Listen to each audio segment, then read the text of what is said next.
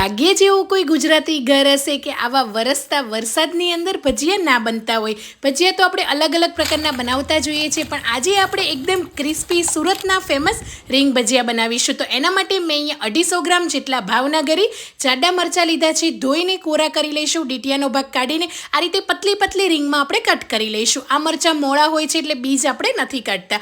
મરચાંને એક બાઉલની અંદર એડ કરી દઈશું। 1 મોટી ચમચી આદુની પેસ્ટ એડ કરીશું, 1 લીંબુનો રસ અને સ્વાદ પ્રમાણે મીઠું એડ કરી લઈશું અને 3 ચમચી જેટલો બેસન એડ કરી લઈશું। બેસનને આપણે ચાળીને લેવાનો છે, થોડું થોડું પાણી છાંટીને આ રીતે મરચાંમાં સરસ એવું બેસનનું કોટિંગ થઈ જાય ત્યાં સુધી આપણે રહેવા દઈશું। 5 મિનિટ રેસ્ટ આપ્યા પછી ગરમા ગરમ તેલની અંદર ફ્રાય કરી લઈશું। શરૂઆતમાં આપણે લો ગેસની ફ્લેમ પર અને પછી હાઈ ગેસની ફ્લેમ પર ક્રિસ્પી કરી લઈશું। તો રીંગ ભજીયા આપણા એકદમ સરસ એવા તૈયાર છે। આ ક્રિસ્પી રીંગ ભજીયાને ઓડી ફોઇલ પેપર પર કાઢી લઈશું, જેથી એકદમ ક્રિસ્પી રહેશે અને તમે અવાજ સાંભળી શકો છો એકદમ ક્રિસ્પી બન્યા છે। તો તમે પણ આ રીતે ઘરે જરૂરથી ટ્રાય કરજો, એકદમ ચટપટા અને ક્રિસ્પી બનશે। અને નેક્સ્ટ તમે કયા ભજીયાની રેસીપી જોવા માંગો છો એ કમેન્ટ કરવાનું ભૂલતા નહીં।